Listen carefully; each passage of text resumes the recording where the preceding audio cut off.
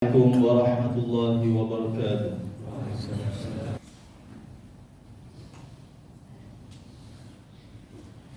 Alhamdulillah, alhamdulillahil qail. A'udzu billahi minasy syaithanir rajim. Innamal mu'minuna ikhwatun fa aslihu baina akhawaykum. Wattaqullaha la'allakum turhamun. Ashhadu an la ilaha illallah wahdahu la sharika lah wa ashhadu anna Muhammadan 'abduhu wa rasuluh. Allahumma salli wa sallim ala sayyidina Muhammad wa ala alihi wa sahbihi ajma'in. Amma ba'd, fa ya ayyuhal muslimun ittaqullah usikum wa iyaya bittaqwallah faqad fazal muttaqun. Qala Allah ta'ala ya ayyuhalladzina amanu ittaqullaha haqqa tuqatih wa la tamutunna illa wa antum muslimun. Muslimin yang dirahmati Allah sekalian, marilah sama-sama kita tingkatkan keimanan dan ketakwaan kepada Allah Subhanahu wa taala dengan melaksanakan segala perintahnya dan meninggalkan segala larangannya. Semoga dengan ketakwaan yang sebenar-benarnya dan keimanan yang teguh akan menjadikan kita hamba yang berjaya dan berbahagia di dunia dan juga di akhirat kelak. Di hari yang mulia ini, khatib akan membicarakan khutbah yang bertajuk Fitnah Meruntuhkan Ukhuwah. Muslimin yang berbahagia, agama Islam adalah agama persaudaraan yang amat mementingkan ukhuwah dan kasih sayang sesama insan. Menjaga ukhuwah itu adalah satu kewajipan dan ianya perlu dijaga dengan sebaik-baiknya oleh semua umat Islam. Ukhuwah yang kukuh yang terjalin di antara umat Islam adalah berlandaskan tauhid kepada Allah Subhanahu wa taala.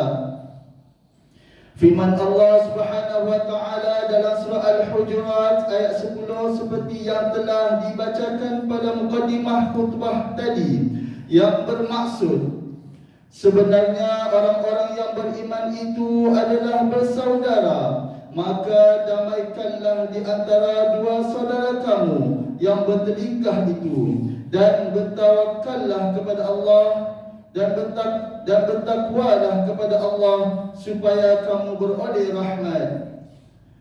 Bagi menjaga ukhuwah, agama yang mulia ini mengajar umatnya untuk sentiasa menjaga diri daripada menyakiti orang lain, sama ada dengan lisan ataupun perbuatan. Dalam sebuah hadis daripada Anas bin Malik radhiyallahu anhu, Rasulullah sallallahu alaihi wasallam bersabda, la tabaghadu wa la tahasadu wa la tadabaru wa kunu ibadallahi ikhwana wa la yahillu lil muslim an yuhjara akhahu fawqa salasati ayyam. Janganlah kamu saling membenci, janganlah kamu saling berdengki, janganlah kamu saling bermusuhan, dan jadilah kamu hamba-hamba Allah yang bersaudara. Dan tidak boleh bagi seorang Muslim meninggalkan, yakni tidak bertegur saudaranya lebih daripada 3 hari. Riwayat Al-Bukhari.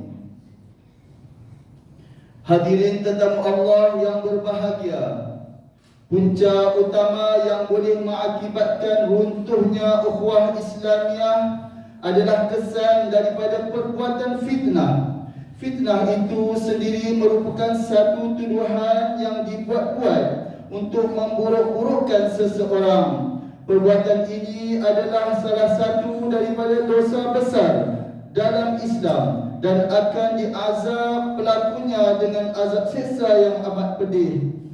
Fitnah juga boleh dikategorikan sebagai salah satu daripada kesalahan jenayah. Kanun keseksaan telah memperuntukkan fitnah sebagai satu kesalahan jenayah yang berlakunya boleh didenda dan dipenjara jika sabit kesalahan. Perbuatan fitnah ini sengaja dibuat atas dasar memenuhi agenda peribadi individu maupun satu-satu kumpulan. Ia bermula daripada hati yang kotor yang dipenuhi dengan sifat-sifat mazmumah, ditambah pula dengan pengaruh bisikan syaitan. Dengan itu, terhasillah satu perbuatan yang amat dibenci dalam Islam. Apabila diri menjadi jauh daripada Allah Subhanahu wa taala, akan wujud perasaan hasad, dengki dan tidak senang dengan kejayaan orang lain, sehingga melahirkan perbuatan fitnah.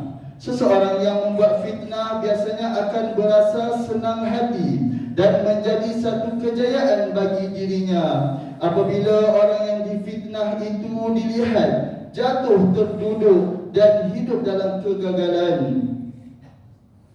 Di zaman moden ini, fitnah terlalu mudah dan cepat untuk disebarkan. Jikalau dahulu suatu berita agak lambat untuk menjadi buah mulut masyarakat, kini tidak dapat disangkal lagi. Segalanya semudah hanya di hujung jari sahaja.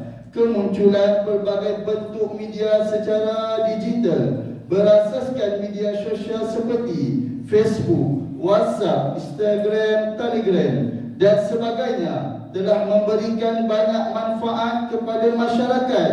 Namun, di sisi yang berbeza, media-media sosial ini telah disalahgunakan sehingga menjadi medium untuk menyebarkan fitnah. Ketika kita berinteraksi di media-media sosial tersebut, kita perlulah ingat bahawa kita telah mendedahkan diri kepada sebuah dunia yang terbuka dan tanpa sepadan. Oleh itu, kita perlulah menjaga adab-adab dan berakhlaklah sebagai seorang yang beriman kepada Allah Subhanahu wa taala dan hari akhirat. Sentiasalah berhati-hati dan menjaga diri daripada membuat dan menyebarkan fitnah. Ini kerana bahaya fitnah itu akan mengakibatkan kita tidak akan dapat memasuk syurga Allah Subhanahu wa taala. Hadis daripada Huzaifah radhiyallahu anhu, Rasulullah sallallahu alaihi wasallam bersabda, "La yadkhulul jannata qattatun." Tidak akan masuk syurga orang-orang yang suka menyebarkan fitnah di antara manusia. Riwayat Al-Bukhari.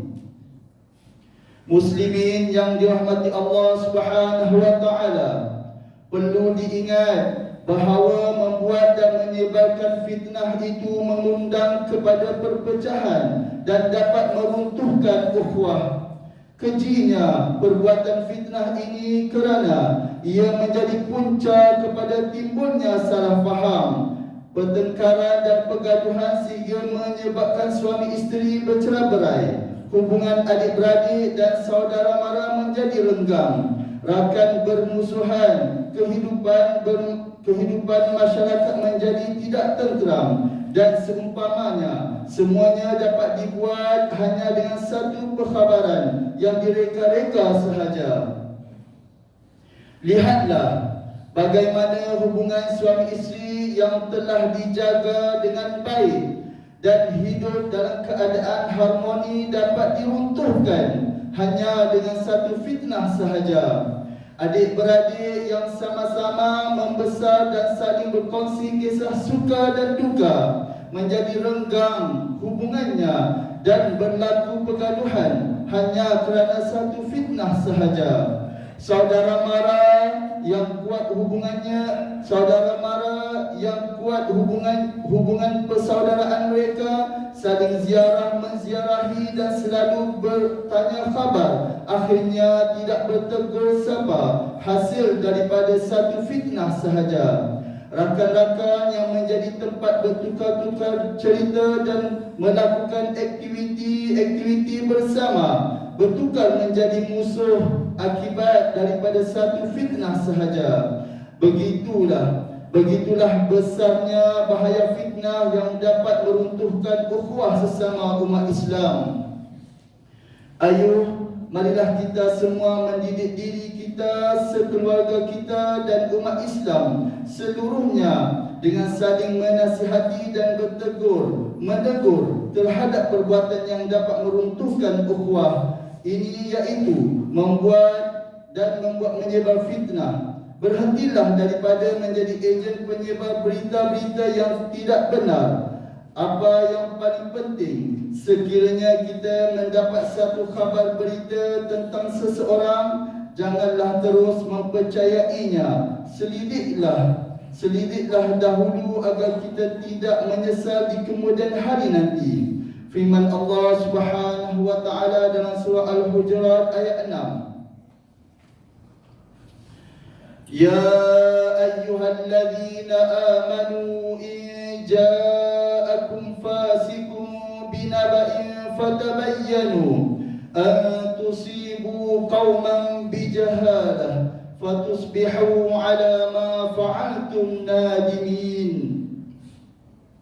Wahai orang-orang yang beriman, jika datang kepada kamu seorang fasik membawa suatu berita, maka selidiklah untuk menentukan kebenaran, supaya kamu tidak menimpakan sesuatu kaum dengan perkara yang tidak diingini dengan sebab kejahilan kamu, yakni mengenainya, sehingga menjadikan kamu menyesali apa yang kamu telah lakukan.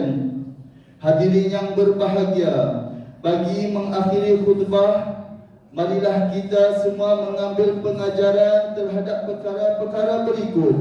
Pertama, umat Islam hendaklah meyakini bahawa perbuatan membuat dan menyebarkan fitnah adalah perbuatan yang dibenci oleh Allah Subhanahu wa taala. Kedua, ukhuwah sesama umat Islam perlu dijaga dengan baik kerana ianya merupakan satu kewajipan. Ketiga, umat Islam hendaklah saling mengingati dan memberi nasihat di antara satu sama lain agar tidak melakukan perkara-perkara mungkar. A'udzu billahi minasyaitonir rajim. Wa la tuti' kulla halafin mahin hammazin masya'in binamim manna'in lil khairi mu'tadin athim utullin ba'da dhalika zanim. Dan janganlah engkau patuhi setiap orang yang suka bersumpah dan suka menghina, suka mencela, yang kesana kesini menyebarkan fitnah, yang menghalang segala yang baik, yang melampaui batas dan banyak dosa, yang bertabiat kasar. Selain itu juga terkenal dengan kejahatannya. Surah Al-Qalam ayat 10 hingga 13. Barakallahu li wa lakum fil Qur'anil azim wa nafa'ani wa iyyakum bima fihi minal ayati wa dzikril hakim wa taqabbala minni wa minkum tilawatah innahu huwas samiul alim. Aqulu qawli hadza wa astaghfirullahal azim li wa lakum wa lisa'il muslimina wal muslimat fastaghfiruhu innahu huwal ghafurur rahim.